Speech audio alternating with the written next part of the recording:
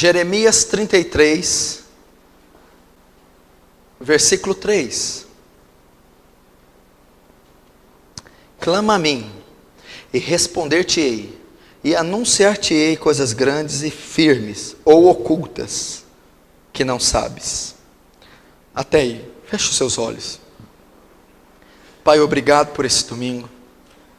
Obrigado por ter conhecido a sua graça e a salvação que há no teu nome. Obrigado por, Senhor, não nos fazer ouvir sempre o que nós queremos, mas o Senhor sempre faz nos ouvir o que precisamos. Obrigado por não agradar a nossa carne, mas agradar o nosso espírito. Obrigado, Senhor, por não nos fazer parciais, mas imparciais, pela sua graça soberana. Obrigado, Senhor, por ter nos chamado. Eu peço que tu fales pelo poder da sua palavra. Nos humilhamos diante da tua presença. Somos pobres, pecadores, miseráveis. Eu peço que a graça enche esse salão. Que a graça do Senhor abunde, gloriosa, rica, na vida de cada um. Que o Espírito Santo deixe denso essa atmosfera. Tome as mentes, tome os corações, os ouvidos, agora cativos a sua palavra. E peço que somente o seu nome seja glorificado. Em nome do Pai, do Filho e do Espírito Santo. Amém. Eu já estava orando em Espírito, Senhor, que mensagem eu vou pregar, já que a minha igreja é tão exigente, e ouve palavras tão boas, tão bem trabalhadas. Então eu sempre tenho um compromisso, uma responsabilidade de trazer uma palavra boa, forte, porque é aquilo que eles estão esperando. E o que eu vou falar a eles? O que eu vou preparar? Que texto o Senhor vai me levar a discorrer? Então Deus trouxe ao meu coração a oração. Você não vai discorrer nada. Você vai convidar a igreja para uma vida de oração. Esses dias todos nós temos visto sobre a morte do David Wilkerson. A última mensagem que ele postou, ele trata disso. Na mensagem ele vai falar do Leonard Ravenhill, que escreveu 3 livros na tradução portuguesa, e os 3 livros falam de oração. Você vai ver o momento que o mundo está atravessando e que a igreja está atravessando, e Deus diz: nós não precisamos de debates teológicos, nós não precisamos de revolucionários, nós não precisamos de protestos, nós precisamos de oração, nós precisamos orar. E isso é uma coisa que deveria ser pregada todo mês, uma vez por mês. É isso que a igreja necessita. A igreja precisa voltar a uma vida de oração. Você precisa cultivar a oração. Nós temos tratado a oração como um remédio. Quando há o sintoma, nós tomamos. E a oração é recorrida quando estamos em casos urgentes. E não é assim que Deus estabeleceu para que fosse a oração. A oração não é um meio de eu resolver os meus problemas. A oração não está limitada a isso. E a igreja moderna, atual, a igreja corrida, rápida, carnal, mundana, ela usa a oração apenas num caso de emergência. A oração é para uma situação de perigo. E a oração não foi feita para isso. A oração deveria ser parte do nosso cotidiano. A oração devia ser um hábito concernente à nossa fé, a fé cristã. A oração tem que ser cultivada, cativada, trabalhada. E a oração é relacionamento com Deus. Você, preste muita atenção, meu irmão. Ninguém, crente nenhum, ninguém pode fazer nada sem a oração. Sem a oração nós somos totalmente imunes. Nós somos totalmente indefesos. Nós não podemos dar um passo, nós não podemos executar nada sem a oração. Deus, presta atenção, Deus, para falar conosco, Ele tem dezenas, centenas e milhares de formas para falar. Ele pode falar através de qualquer modo. Visão, profecia, revelação, sonho. Pode usar uma mula, uma pedra, um anjo, um pecador, teu patrão, uma situação, um acidente, um contratempo.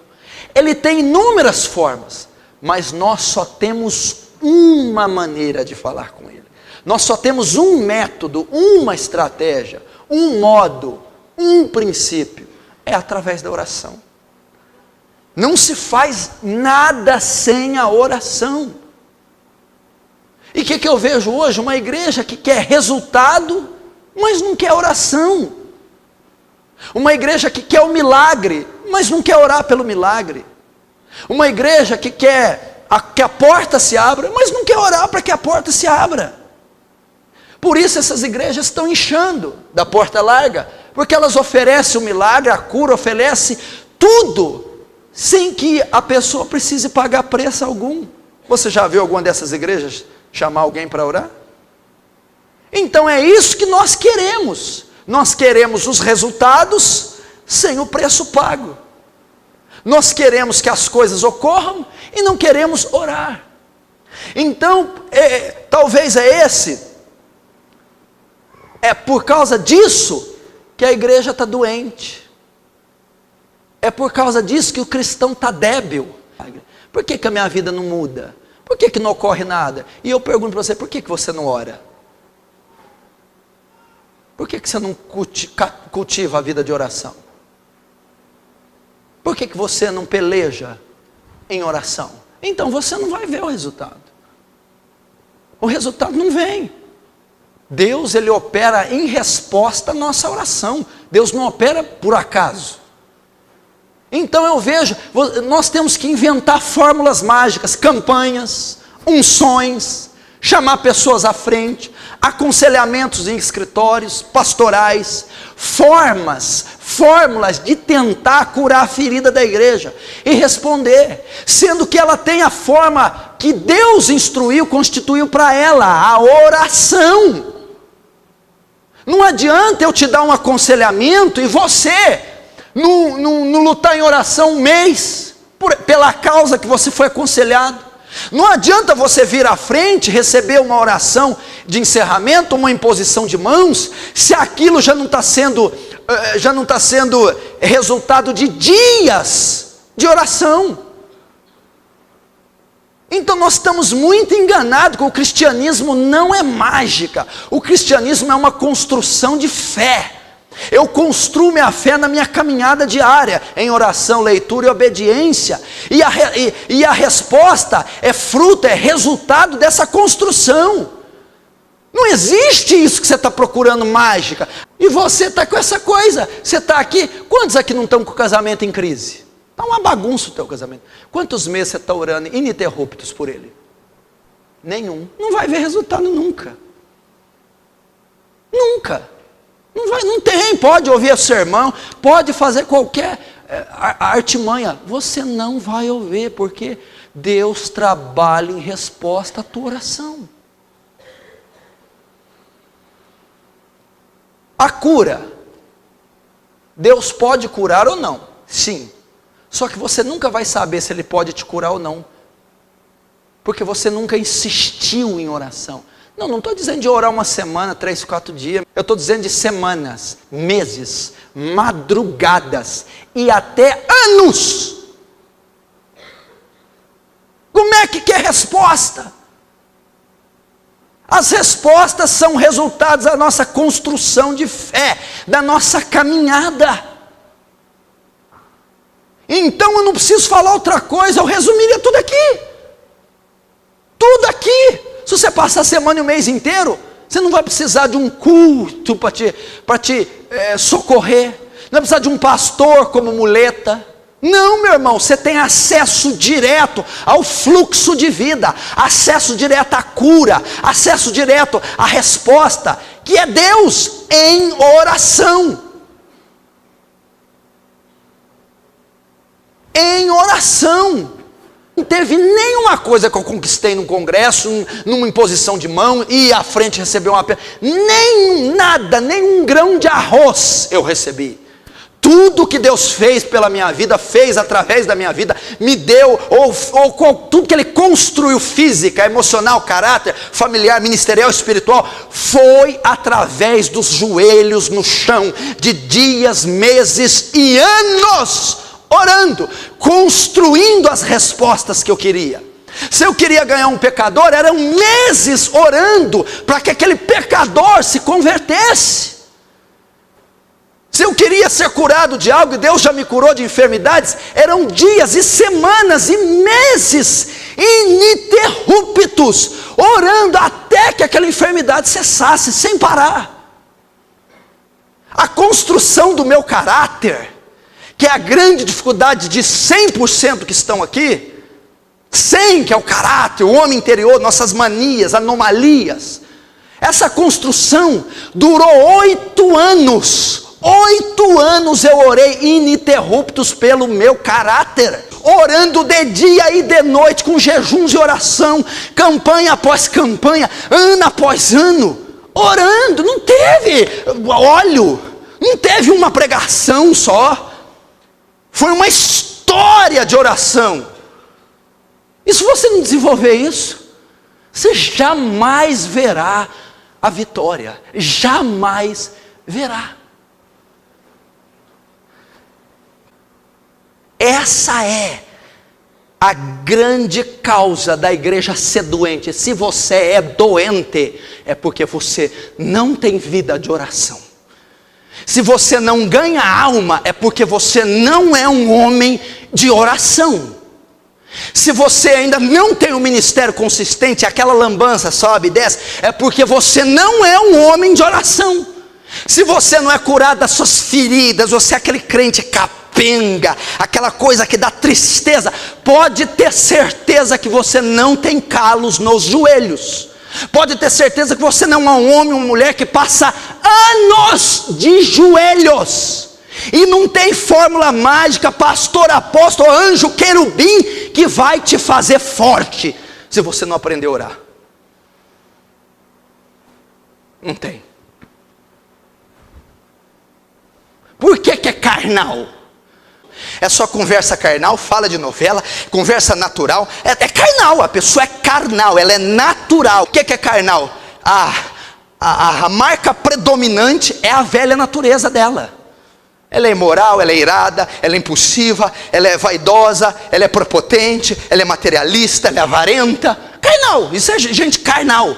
Piadinha imoral, trocadilho. Você vai ver por que é carnal. Porque não é um homem nem uma mulher de oração. Porque um homem espiritual é que tem contato com o mundo espiritual.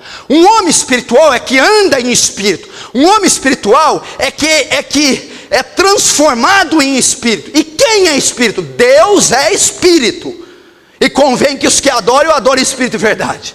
Então quando eu tenho comunhão com Deus que é espírito, eu sou espiritual. E como eu tenho comunhão com Deus que é espírito? Orando. Então se eu sou carnal, é porque eu não oro. E é impossível alguém que ora ser carnal. Impossível. Impossível. A oração é o bálsamo da igreja, a gasolina da igreja. Se eu tenho problema em pecado, meu problema é o pecado. Jesus dá a resposta: oreis para que não entreis em tentação. Se eu estou entrando em tentação, se eu estou vendido pelo pecado, se eu sou aquele que vive na lama do pecado, é porque eu não estou orando. Que um homem e uma mulher que cultivam uma vida de oração não caem em tentação, não estão na lama do pecado, não têm uma mente suja, lábios sujos, não estão envolvidos em situações pecaminosas, porque ele diz: oreis para que não entreis. Se não oreis, entrareis, pecareis, sereis carnais. Mas se oreis, está em oração contínua, não caireis em tentação, não vivereis no pecado. Então olha aqui, a resposta está tudo aqui. Ganhar alma. Pedro, Satanás pediu permissão para peneirar você, mas eu tenho rogado a Deus por você. Tem gente aqui que visita, liga, usa o telefone, passa e-mail, dá cesta básica, dá presente, e a alma não converte. Sabe por que você não ganha essa pessoa? Sabe por que essa pessoa que você traz não converte? Porque você não ora por ela. Jesus estava orando pela conversão de Pedro. Não, como assim? Jesus já tinha andado 2, 3 anos com Pedro.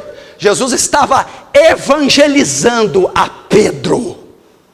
E até que naquela altura Pedro não havia se convertido, e Jesus estava: eu estou rogando por você, Pedro, eu estou orando pela sua conversão, eu estou orando para você nascer de novo, eu estou orando para ser gerado Cristo em você. Por isso é que você não ganha. Pode dar presente, dar 50 mil caronas, tomar 8 mil xícaras de chá, pode exortar, pode fazer. Não é suficiente para o ganho de almas. Não é suficiente. Não é. Paulo disse: eu sofro dores de parto para Cristo ser gerado em vós. Paulo está falando: eu oro de tal maneira que eu sinto dores para vocês se converterem. Não adianta, não é o método discipulado, de evangelismo. Se o próprio Jesus orou,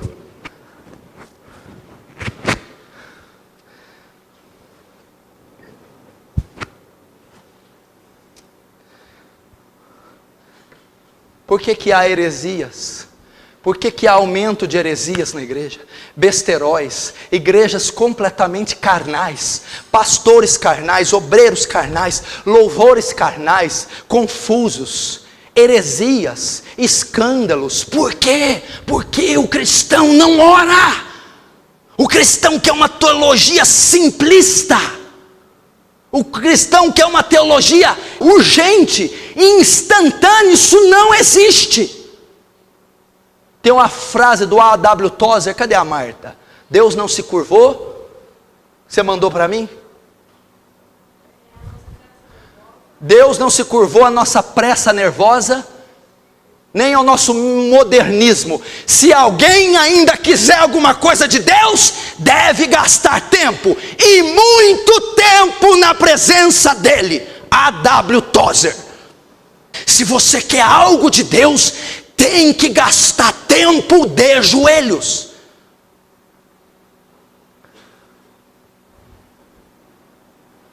E nós precisamos. Então é por isso que há essa confusão, é por isso que há esses escândalos, adultério, fornicação, heresia, falso ensino, falso obreiro, porque as pessoas, a igreja, a comunidade, não está de joelhos diante de Deus, não tem uma comunhão, não tem uma relação com Deus. Eles mexem nas coisas de Deus, trabalham no organismo de Deus, eles divulgam o nome de Deus, eles tratam tudo, mas eles não falam com Deus, eles não caminham com Deus, eles não têm um relacionamento pessoal com Deus, em oração. Vou te dizer por que você está fraco. Você é fraco? É porque não ora. Você está em pecado? É porque não ora. Não ganha alma? Porque não ora. Está oprimido, seduzido pelo inferno? É porque não ora. Não tem uma estrutura intelectual, não tem uma estrutura madura, um discernimento, porque não ora. Não tem uma área do caráter regenerada, transformada, é porque não ora. O casamento está uma bagunça, é porque não ora. Será que você fica 1 ano orando pelo casamento todo dia, não vai ocorrer nada? É porque você não ficou.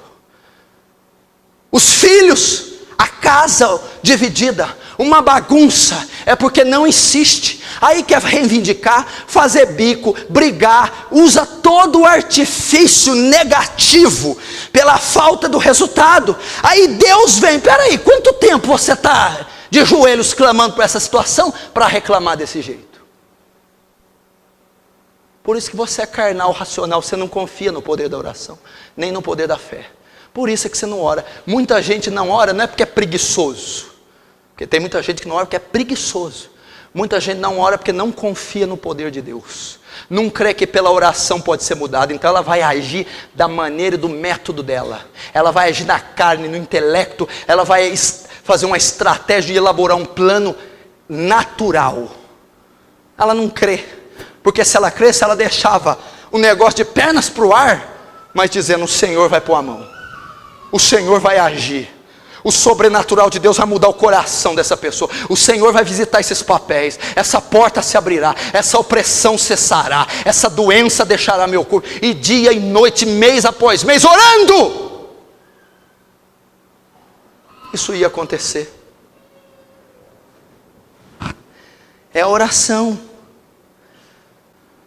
Tudo, todas as áreas.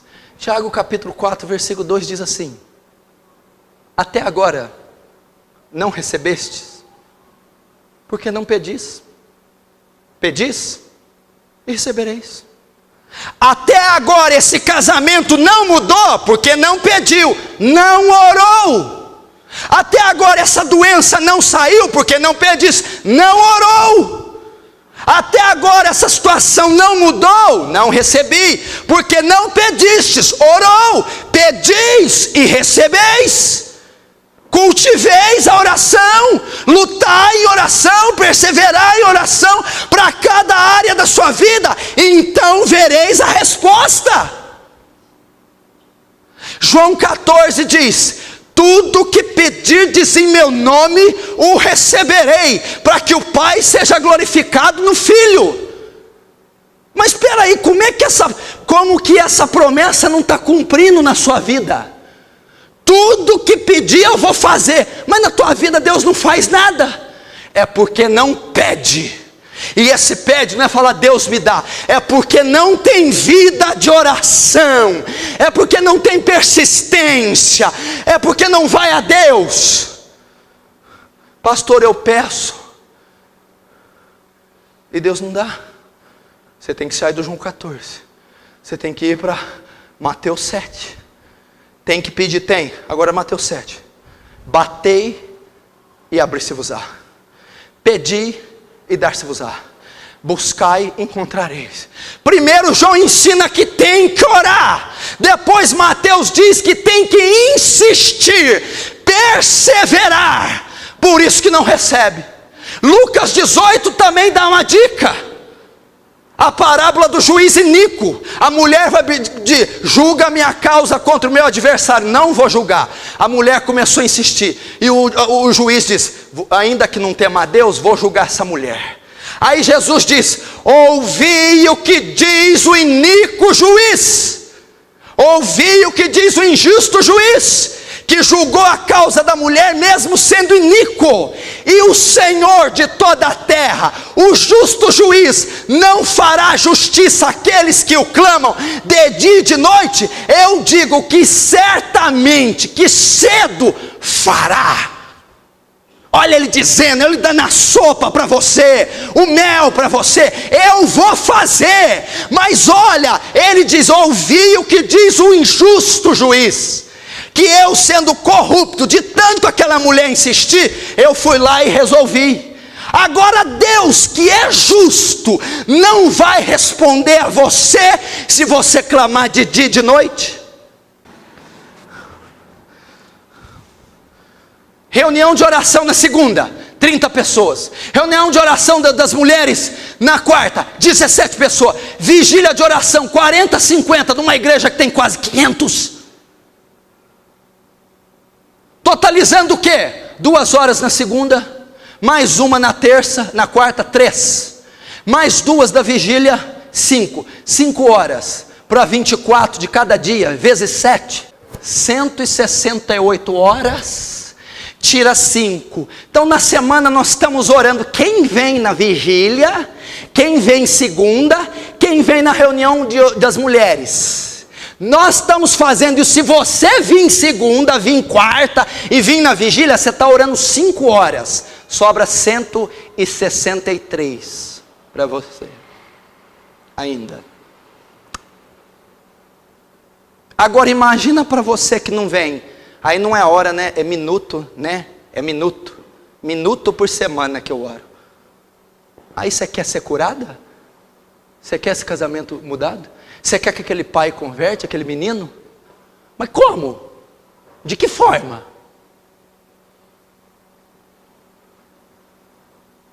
Tem gente aqui que nunca orou 1 hora na vida. Nunca orou 1 hora. Nunca, não sabe o que é orar. Nunca orou na vida.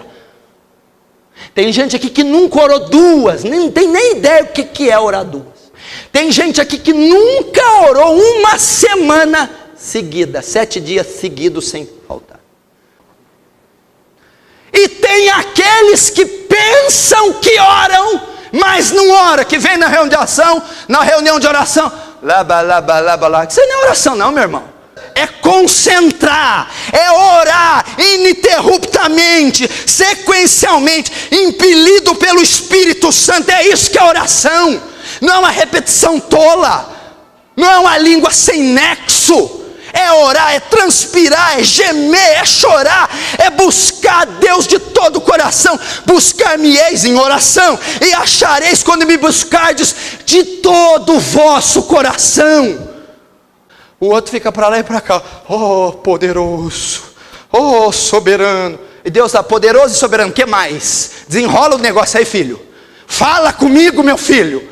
É orar. Quando vai iniciar a oração, Espírito Santo, eu não sei orar como convém, mas me ensina, até com gemidos inexprimíveis, me impele a orar, me inspira, me leva até uma oração santa, fluente, poderosa, bíblica.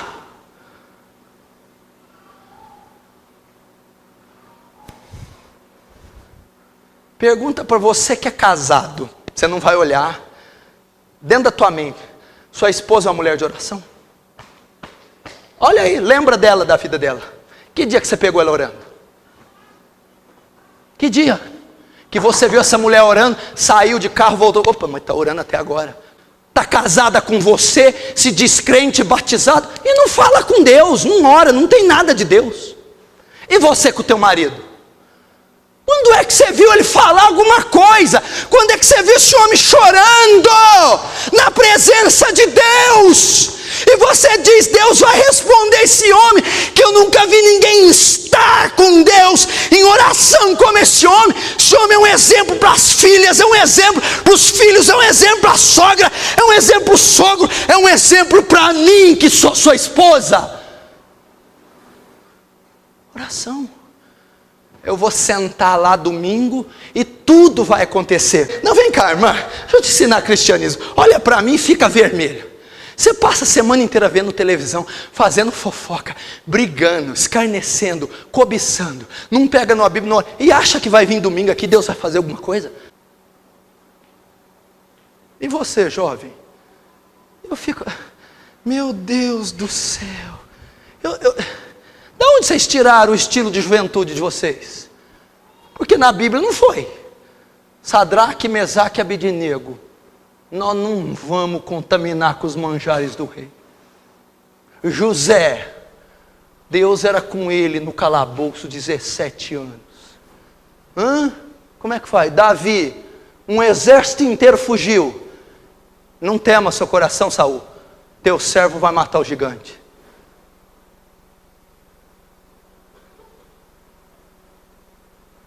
Você conhece aquele Leonard Ravenhill? Eu falo para você. Quem acha que aquele homem orava, fala amém.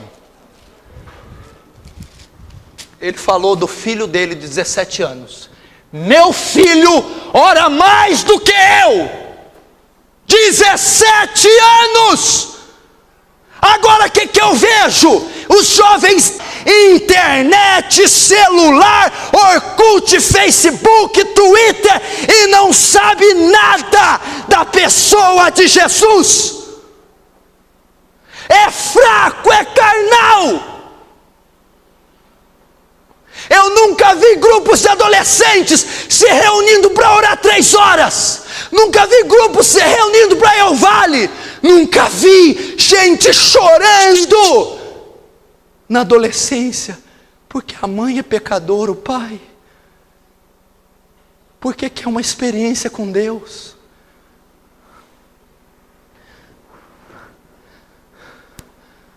Não ora 2 horas, mas fica 4 na frente do computador. Desliga essa porcaria. Pai, não deixa a tua filha enfurnada na internet, que é uma máquina de atrofiar a mente, de esfriar o Espírito Santo. Mãe, não deixa videogame, essa porcaria. Você está o quê? Preparando o seu filho para ser um bandido marginal ou um homem de Deus? Fala, você pode até jogar, desde que você passe 1 hora de joelhos, moleque. Acabou. Ficou 1 hora de joelho, eu deixo jogar. 1 hora eu quero te ver chorando no quarto. Quer usar a internet para estudar, para crescer nisso e nisso. Depois que passar 1 hora, 1h30, 2 na presença, senão não tem. Agora enfia tecnologia, enfia eletrônicos, enfia, você vai criar gente atrofiada, obesa, imoral e pessoas secas e frias, que vem no culto. Eu não entendo nada que o pastor prega. Eu não entendo nada que ele fala. Eu não sinto nada na hora da oração. É claro, está comendo comida de demônio a semana inteira.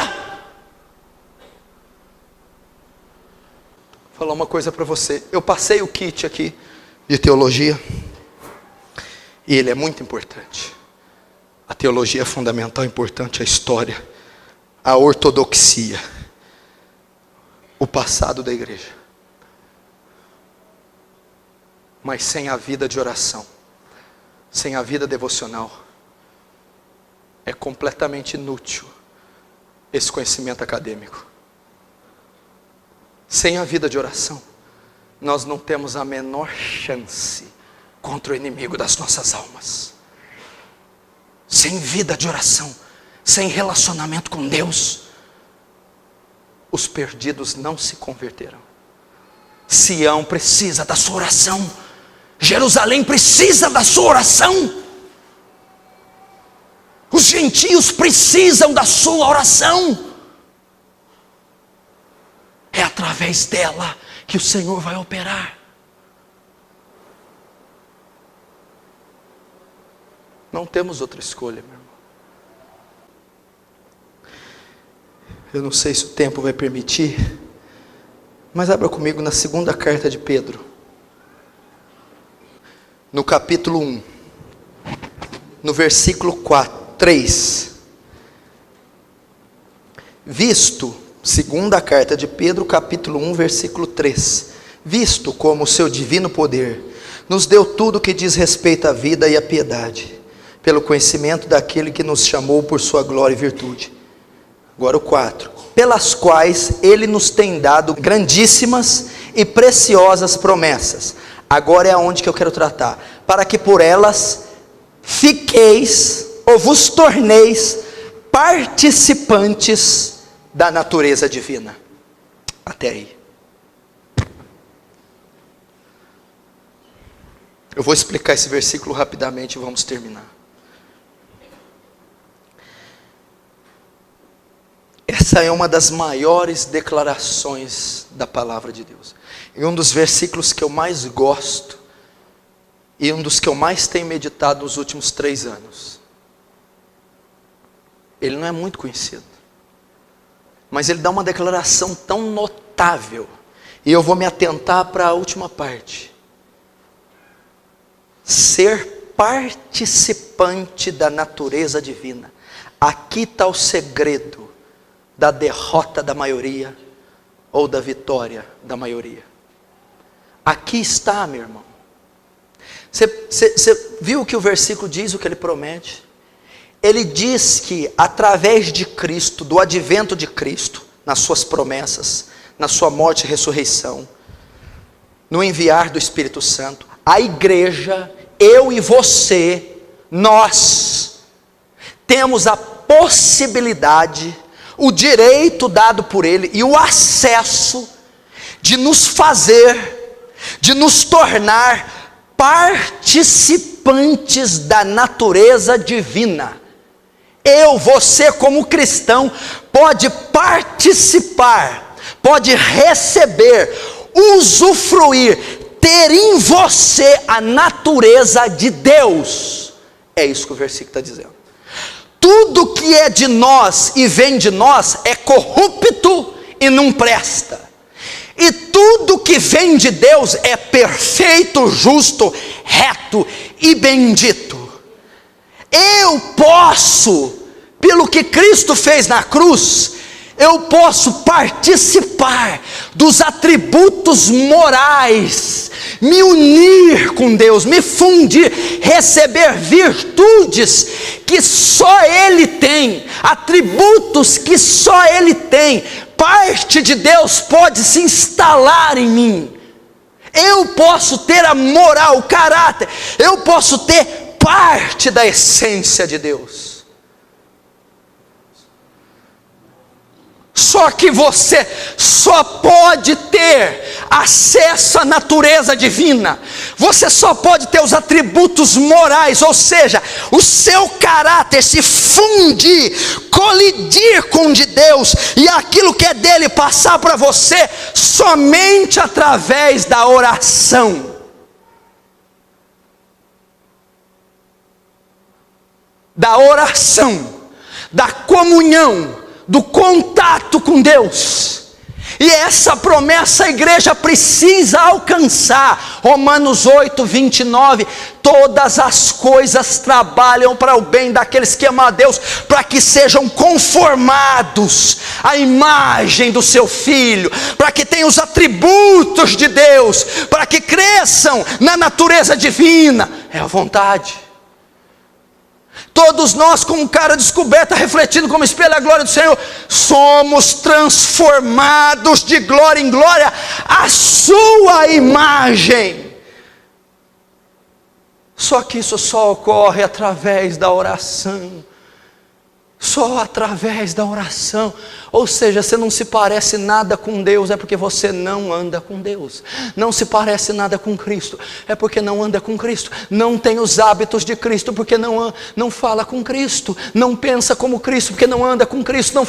Não sente como Cristo, porque não anda com Cristo. E como é andar com Cristo para ter tudo que Cristo tem? De joelhos orando.